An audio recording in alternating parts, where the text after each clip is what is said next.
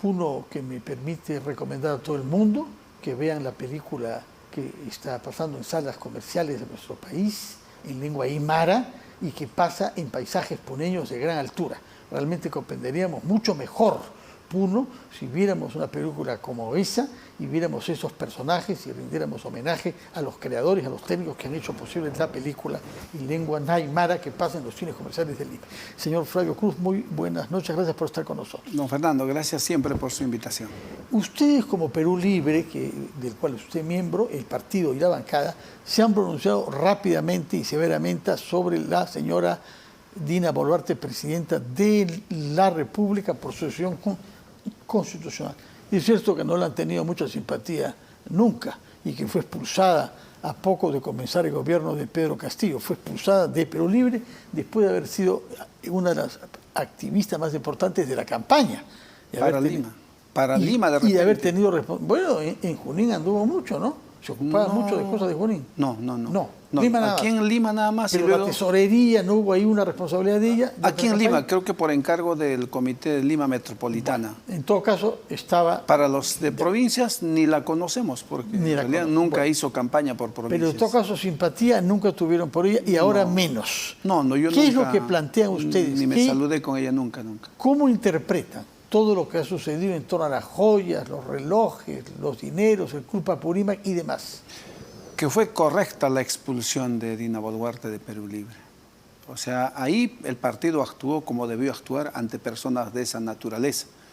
Y en el caso nuestro, particularmente Perú Libre surperuano, Perú Libre Puno, nunca la reconocimos como presidenta, en buena hora, porque por ahí en algún momento pasó, digamos, llegamos hasta el casi, ¿no? Casi la reconocemos, no, nunca la reconocimos, y por lo tanto yo siempre dije, Puno no tiene presidente. ¿Pero qué es lo que plantean ustedes entonces? ¿Quién es el jefe de Estado del Perú? Bueno, en teoría hay una presidencia, ¿no? Sí, en teoría, pero obviamente mis mensajes son políticos. De acuerdo al derecho. Sí, obviamente, pero mis mensajes como político son políticos, ¿no?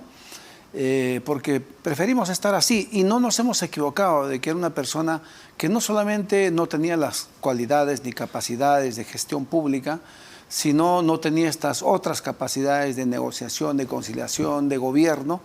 Y encima, mire usted, ella consumido por la vanidad y todos estos factores, es cierto, humanos, pero ¿a dónde está llevando al país? Porque se supone que la persona encargada, la responsable de darle estabilidad y confianza al país, ¿a dónde nos lleva? Mostrarnos ante el mundo como un país de desconfianza, de inestabilidad política y por tanto económica, y eso obviamente nos afecta, ¿no? Ahora, ella ha explicado la posesión de joyas y relojes particularmente como préstamos hechos por su huayqui, usted comprenderá la palabra en quechua mejor que yo, ¿no? Toda la connotación que ella tiene, nos dirá cómo le interprete usted la palabra, el señor Wilfredo Oscorima. Y estamos ante una persona que ha sido condenada y que ha sido detenido en la cárcel, prófugo primero y detenido después, y finalmente salió libre como decisión de la Corte Suprema, presidida en esa época por el doctor Villa Stein. Hay muchas hipótesis sobre el origen de la fortuna del señor Oscorima, ¿no? Usted seguro que la conocerá también mejor que yo. ¿Qué le parece esta explicación? Fueron un préstamo hecho por el señor Oscorima. ¿Y por qué él? Porque fue el primero que me respaldó cuando el país ardía, es decir, cuando hubo las manifestaciones que sabemos, de diciembre del 22 y enero del 23. O sea que para todos los que respaldaron las masacres, es más, la masacre de su pueblo, o sea, él canjeó por millones a las muertes de su pueblo, el señor Oscorima. Eso es lo que se podría interpretar, ¿no?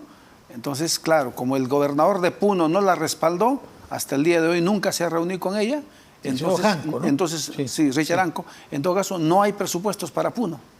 Y para Puno hay olvido y hay maltrato y hay abandono. Eso podríamos entender según su explicación, ¿no? Una pena lo que esté pasando también para Ayacucho. Tremenda responsabilidad para el Ministerio Público y también para la prensa. Porque esta es una tomadura de pelo a todos los peruanos. El pueblo ¿Cómo ha respondido? Ha respondido con memes, ha respondido con burlas, ha respondido con, oiga, no piense usted que estamos tan mal de la cabeza, ¿no? O sea, uno, ¿en qué sentido común puede entrar que lo que ha dicho la señora es verdad? O sea, yo compro un reloj, ¿no?, del costo que tiene en el día de sus cumpleaños y se lo llevo a la PCM, a Palacio de Gobierno, a decirle, mira, te lo presto, amiga, Huayqui, ¿no? Panay, Huayqui, varón. Entonces, eso, ¿quién se lo puede creer? Nadie. Yo no creo que el Ministerio Público se coma el sapo de esa mentira y no creo que la prensa también se quede así nomás, porque van a hacer su trabajo ambos. Un porcentaje muy pequeño de peruanos que creen en la versión dada por la señora Boluarte, según las encuestas. Sí, ahora, la pregunta política es, ¿cómo explicar que en Ayacucho se haya elegido por tercera vez al señor Oscorima, pese a los antecedentes que tiene? Es cierto que al final él fue liberado por la Corte Suprema, pero, en fin, hay una serie de otras implicaciones de él en actividades económicas múltiples que lo han llevado a ser un hombre muy acaudalado, ¿no? Tal como se mueve él, en todo caso, en política, habría que ver también qué pasó con esa sentencia en la Suprema. Podría ser quizá una revisión de oficio ahí sobre ese caso, habría que ver. Ahora, ¿por qué ganan algunos candidatos que repiten una y otra vez, tanto para ser alcaldes, gobernadores, congresistas, en un tiempo cuando había reelección? El tema económico. Cuando los candidatos tienen capacidad económica, hacen un despliegue único de propaganda. Y lamentablemente la población está sujeta a la manipulación de ese impacto que genera la propaganda en medios radiales, televisión, prensa escrita, pintas, vociferan por las calles, volantes, o sea, todo lo que cualquier peruano de a pie no lo podría hacer. Y nosotros en campaña lo hemos vivido, o sea, hacer una campaña muy costosa parece que para ellos es muy fácil. Yo recuerdo que un candidato de estos que son ahora gobernadores regionales ponía estos avisos luminosos en torres altas de postes grandes que te cobraban entre 6.000 a 8.000 soles. Para nosotros inalcanzable. Yo nunca pude poner un aviso de ese tipo. Entonces, y la gente, yo creo que se deja impresionar por eso. Si me permite la población recomendar las siguientes elecciones, pues no se deje impresionar por la propaganda política y que hagan un esfuerzo como peruanos responsables de evaluar la trayectoria, la capacidad, la vida académica, la sensibilidad social de ese candidato y a partir de ahí hacer un voto informado, ¿no? Creo que ese es un mensaje que tenemos que aprender. Había sido elegido 2 veces, el año 10 y el año 14. Cuando ha postulado el año 22, era un hombre muy conocido en Ayacucho y habían severas dudas sobre su integridad. O sea, la pregunta permanece, ¿por qué en su caso se ha votado conociendo los antecedentes del candidato? Ganó 33% en la primera vuelta, 46% en la segunda, a la cabeza de un movimiento regional. O sea, hay una pregunta importante, quien ha votado por él sabía lo que se dice de él y sabía sobre su fortuna de origen no conocido, ¿no? Ahí hay otro problema que igualmente nos permitimos transmitir a la población. En política pasa este fenómeno. La gente vota por el conocido. Entonces hay que hacerse bien conocidos, por lo bueno, por lo malo, por lo escandaloso, lo que hagas, pero que seas conocido. Esa es en todo caso una responsabilidad que el pueblo tiene que cargar, ¿no? No puedes votar solo porque conoces a una persona, porque él, como ya era gobernador 2 veces, obviamente era muy conocido. Entonces, como estamos en el día a día, hay gente que está en el día a día haciendo sus cosas, trabajando, empleo público, en el sector privado, y de pronto llegan las elecciones. ¿Por quién? Bueno, por el conocido, pues hay que votar. Ese es un error de pueblo, le vamos a llamar, votar por el conocido. Y sancionan al que no es conocido, no eligiéndolo. Cuando de repente ese no conocido a veces es el que con mucho esfuerzo está de repente en el mundo académico, en la gestión pública, trabajando, haciendo lo suyo y no tiene tampoco capacidad económica para mostrarse, y entonces el pueblo comete el error de no votar por ese nuevo, por el desconocido, porque de repente en él sí podríamos confiar y votan por el conocido. Esta es otra lección aprendida también.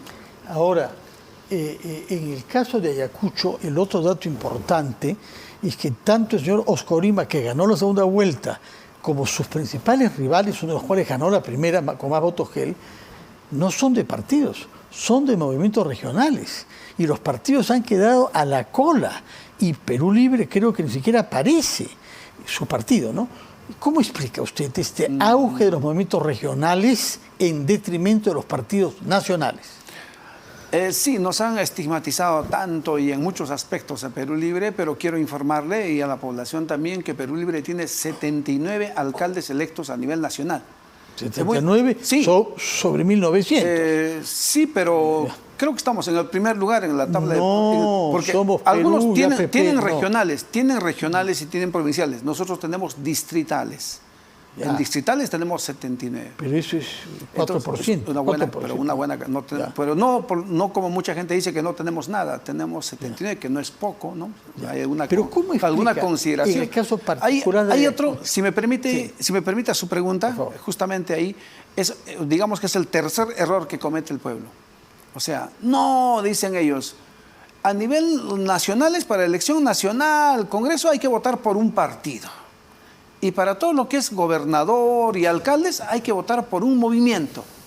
Eso se les ha quedado también. Otro error que hay que corregir, otra lección aprendida, y ahí está el caso Ayacucho, y en otras regiones también, ¿no? O sea, no cree el ciudadano responsable en el fortalecimiento de los partidos políticos y no en los movimientos que son circunstanciales, porque luego de las elecciones desaparecen. Nunca más se reúnen siquiera, ¿no? Ahora bien, ha habido en el Congreso, del cual usted es miembro, y ha sido vocero de su partido, una iniciativa de ley para limitar los derechos de los movimientos regionales. ¿Qué piensa usted de esto? Yo no soy autor, hay una... Yo sé que no es autor, pero conoce el tema y siempre siendo de origen puneño, usted sabe de lo que habla. Vale la aclaración siempre. Sí, no, lejos de mí querer que usted... En realidad no es tanto debilitarlos, sino en qué medida ellos también que tengan la capacidad de crecer, de mejorar. Y Perú Libre es uno de ellos. Perú Libre surgió hace 14 años como un movimiento regional y luego tuvo la capacidad de evolucionar y convertirse en un partido nacional. Todos los movimientos regionales yo creo que tienen el legítimo derecho y el deber, en cierto modo, también de hacer lo mismo. Y entonces uno podrá ganarse la credibilidad de su región y por tanto del país con su ideario y su programa. Eso sería muy bueno, yo creo. Entonces, por lo menos nosotros vamos por esa orientación. Bueno, puesto que hablamos sobre Perú Libre, ha llegado la hora de hablar sobre lo que pasa en su partido también. Hemos hablado sobre el señor Oscar Orima, con denuncias por corrupción, prófugo de la justicia, finalmente capturado. Es inevitable que hablemos sobre el secretario general de su partido, el señor Cerrón. ¿Sigue usted considerando que es legítimo que sea una persona que se ha opuesto a la decisión de la justicia, que se ubica por encima de la justicia y que justifica el ser prófugo desde hace ya más de 200 días? Bueno, en el tecnolecto jurídico sí, pues es prófugo, ¿no? Pero... ¿Cómo lo llama usted? Le reitero, bueno, las palabras técnicas se le llama tecnolectos, ¿no? Sí, pero si no es prófugo en castellano en términos políticos y en el discurso popular, no es un perseguido político, ¿no? Y esa es la postura que nosotros también asumimos. Él está defendiendo su libertad. Hay una instancia, todavía recuerde usted, en la Suprema, donde está por resolverse. Tenemos esperanza de que allí hay mejor cabeza, ¿no? No hay manipulación, hay realmente autonomía de juicio de los supremos y salga una resolución que pueda absolver al doctor Vladimir, ¿no? Si no lo absolviese, ¿debería acatar el mandato de la justicia en su nivel supremo? Yo creo que él está acatando también. Lo que pasa es que... Si es sí, lo Perdone que pasa por es, el tecnolecto, pero si es prófugo es que no acata, ¿no? Lo que pasa es que, bueno, nosotros tampoco sabemos dónde está. ¿De verdad? ¿No sabe? Sí. ¿No sospecha? ¿Está en el Perú? Sí. ¿Está en el Perú? Yo creo que está en el Perú. Está en el país. ¿Y tiene alguna ayuda acá? Pienso ¿Ustedes que en el partido? debería seguir en el Perú. No hemos llegado a esa situación todavía de, digamos, de recibir un SOS, de que necesite ayuda. No, todavía hasta el momento para nada. Simplemente estamos respetando su postura, su estrategia, la defensa de su vida también, su libertad. Y bueno, como se den las cosas más adelante, ¿no? De acuerdo, pero sospechará que lo protege alguien en el Estado. Yo creo sectores que de la policía del Estado, o los funcionarios civiles. Del Estado no esperamos que la señora Boluarte o algún ministro que todos los días anuncian y los policías, que también son pues ineficientes, ¿no? Que anuncian que lo van a capturar ya luego, el exministro que se fue, prometió al país que haría eso, nunca lo hizo. No creo que por ahí haya una protección. Yo creo que Vladimir Cerrón es un soldado de la política también, ¿no? Él está entrenado para esas situaciones y como tal está pues en una situación de defensa también de su posición política, de sus ideales, porque en este momento es el único político antisistema que está enfrentando a todo este aparato mediático, ¿no? Hay bastantes, ¿eh? Hay bastantes, permítanme. Con la misma, yo voy a abstenerme de mencionar otros candidatos o precandidatos que han estado en la cárcel, que han cumplido condena y que están moviéndose bastantes, ¿eh? Y que no lo aprecian mucho, creo, a su partido. El señor Shimabukuro, acá en RPP, nos dijo que él pensaba que Vladimir Cerrón estaría en Cuba, país en el que vivió 10 años, donde se formó como médico y mantenido relaciones. ¿Eso no le parece posible? No, ese señor, ¿quién le puede creer? No tengo el gusto de conocerlo en persona. Yo sé que fue de este grupo de bandidos que lo atraparon al profesor Castillo, se apropiaron del gobierno, del Palacio de Gobierno, y lo han llevado donde está, ¿no? El profesor Pedro Castillo. Muy desbocado siempre, pues no tiene ninguna credibilidad lo que él diga, ¿no? ¿Y lo de Cuba no le parece no, verosímil? El doctor Vladimir sacó un tuit en el sentido de que él quería tanto a Cuba que nunca pondría en problemas a Cuba con su situación personal, ¿no? Y le creo eso. Hemos hablado sobre profesores y quería preguntarle algo que tiene que ver con eso. Han habido exámenes, se ha aceptado el principio de la meritocracia, queremos mejorar la educación, se ha subido un poco las remuneraciones, no suficientemente, no como había sido prometido, pero se ha subido. Y hay algunos maestros que han dado exámenes que no los han aprobado. Entonces, ¿qué solución puede haber para que se reconozca el mérito de los que sí han aprobado el examen y no se le dé a los que han sido reprobados hasta en varias oportunidades los mismos derechos que a los otros? Por supuesto que siempre es difícil, creo que son 3.000 maestros, ¿no?, que están en esta situación. Menos de 3.000. Bueno, menos de 3.000. Y ustedes como Congreso han sacado adelante una ley para borrar los exámenes e incorporar a personas que, de acuerdo a los criterios adoptados, no reúnen los méritos. ¿Quién nos contesta esto? Qué bueno que su persona, y RPP siempre objetivo, no maneje ese dato de que algunos con mucho sensacionalismo dicen 14.000 profesores van a retornar. No es así. Qué bueno que usted tenga el dato correcto. No son más de 3.000 profesores. Muchos ya superaron la edad de los 65 años. Muchos se murieron en la pandemia, muchos abandonaron este tema, X, Y razones. Quedan muy poquitos. Hay que resolver esta injusticia que se cometió contra ellos. ¿Por qué? Ojo, todos tienen título, todos, y algunos grados académicos. No, ninguno que no tenga título puede acogerse a esta ley, hay que aclarar, porque algunos están creyendo que como son interinos y eran profesores sin título, a la fecha continúan en la misma situación. No es así. Tienen el título correspondiente, que es requisito que establece la ley de reforma magisterial. Lo que ocurre es que las condiciones de mérito cambian según los tiempos. Hoy en día, ser doctor, ser magíster, tener una especialización, un diplomado, años de experiencia, puede ser un mérito. Eso y aprobar una prueba única nacional. En aquel tiempo así no fue. En aquel tiempo fue un cotejo de tu trayectoria personal, experiencia en la función pública, privada. No pedían título, recuerda que no pedían título, pero todos fueron evaluados por una oficina de personal donde había comisiones y fueron a cubrir las necesidades de docencia donde no había. Es más, fueron a trabajar a lugares donde nadie quería ir y no teníamos profesores. Recuerde usted que las normales recién se abren en el año 84 más o menos en las universidades que siempre se recesaban, nunca terminaban, no había mucha.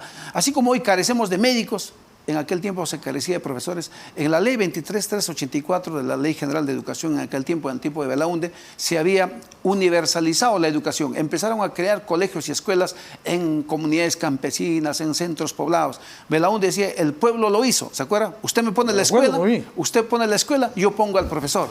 pero no había profesores formados. Y había que echar mano al sociólogo, al contador, de diversas carreras, porque estos interiores... hace 40 años, sí, ¿no? son ellos. Su mandato hace 39. Ellos son. Hace 39 años. Ellos son los que han ingresado los años 80 y 90. Ellos son los que han ingresado en ese tiempo, hasta antes del 90. Son ellos, de ellos estamos hablando. Por eso que a muchos hasta la edad los alcanzó. Y son muchos que ya se fueron solo por el tema de edad. Deben haber sido una cosa de 10.000, sí, más o menos, solo por edad se han ido. Entonces son unos cuantos, hay que reivindicarlos, porque además una buena parte de ellos ya tienen sentencia del Poder Judicial, han sido reincorporados con sentencia, están trabajando. Lo que pasa es que no tienen acceso a la remuneración por las escalas que ahora, ahí el Ministerio también fue injusto. Entonces, una suerte de resistencia. Más adelante, el concepto de meritocracia va a cambiar. Hoy día, como lo describí, pero más adelante, de repente hay que tener especialidad en inteligencia artificial, no lo sé. Y el que no tiene eso, pero no. Entonces, me parece bien que evolucione la exigencia. Claro, está bien. Que suban los salarios, pero que suban las exigencias meritocráticas también. Sí, pero ellos ingresaron con las exigencias que en ese momento superaron esas exigencias, en aquel tiempo, hace 20, 25, 30 años, ¿no? Hoy en día, los que superan se están nombrando. Estos que hoy día están ingresando como nombrados, yo no sé si superarán las exigencias de aquí a 15, 20 años. Pero ya los tiempos van a cambiar los tiempos. De hace 40 años, según usted, no van a seguir trabajando 20 años más, ¿no? No. Nadie trabaja 60 años en el Perú. Ninguno de ellos va a trabajar, yo creo que ninguno llega ni a 10 años más. Quizá unos 5 más, porque todos están muy mayorcitos ya. Entonces hay que ser justos también. El tiempo nos gana, sé que usted tiene otros compromisos. Otra iniciativa de ley en el Congreso es prohibir que se ejerce el periodismo por parte de personas que tienen parientes hasta el segundo grado que trabajan para el Estado. Yo sé que no viene de usted ni de su partido, pero ese proyecto de ley existe. Su opinión, porque en el ideario de Perú Libre hay una visión de la prensa que no es necesariamente pluralista, ¿no? Ustedes creen que hay una única clase obrera y debe haber una línea periodística única, eso es lo que el programa dice. Lo habrán seguramente modificado, no, es que usted es un hombre muy leído, bueno, y ya nos ha revisado el ideario. ¿Y no lo han actualizado? No, digo, usted nos ha revisado bien el ideario, entonces, usted es una persona muy leída. Pero también usted habrá revisado nuestro ideario, somos un partido democrático. Y como democráticos tenemos diferentes puntos de vista, ¿no? Diferentes posturas. Nos sometemos al debate, tenemos capacidad de escucha también. Yo que he hecho prensa desde muy joven, práctico, yo siempre respeto a la prensa, ¿no? Y no toleraría que se me prohíba ser a mí periodista porque un primo segundo o un sobrino que no conozco tiene un contrato para vender café en las dependencias de... No, para nada. Así como no es nada bueno que hay muchos que no pueden hacer contrataciones con el Estado cuando se trata de familiares, cuando ya hay sentencias del Tribunal Constitucional que eso no es correcto, ¿no? De acuerdo. Pero a veces la prensa también para señor que se informe. Flavio Cruz, México ha decidido imponernos visas a los peruanos. ¿Qué piensa usted de esta decisión? Escuchaba en la entrevista anterior al embajador Hugo Zela, sí. Sí, Hugo Zela, que siendo una medida temporal, le parece a él positivo, ¿no? Yo no soy especialista en el tema. No. Entonces, correcto. Creo que si es temporal y sujeto a evaluación, está bien. Pero por si el somos, Perú, es el por Perú, parte del Perú que ha impuesto a los mexicanos como reciprocidad, sí, pero sin querer queriéndolo. Sí, pero en el caso de México, yo creo que son tiempos de dialogar, es un país hermano, yo no sé. Pero han decidido esto. Sí, yo no sé, hay que ver en profundidad el tema, ¿no? No me parece, si hablamos de gestos, no me parece un gesto, además, no sé si viene de López Obrador, pero bueno, espero que no, espero que sea de algún tecnócrata y no tiene nada que ver con el hecho que México haya asilado a parientes de Pedro Castillo. Usted no ve ahí una conexión política. No, ese es un caso aislado, me parece. Sí. Muy bien, señor Flavio Cruz, muchas gracias, congresista, miembro de la bancada de Perú Libre, miembro de este partido. Ha estado con nosotros, nos ha dado su punto de vista libremente sobre una variedad de temas. Le agradezco mucho su presencia como de costumbre. A usted también. Y ya conversaremos la próxima vez sobre la película Puneña. Ah, sí, hay que verla. Sí, pero conversaremos sobre eso la próxima vez. Hoy era política pura, la próxima vez será puro desde el punto de vista cultural y el punto de vista humano también, que hace falta tenerlo. Muchas gracias por su presencia. Muy buenas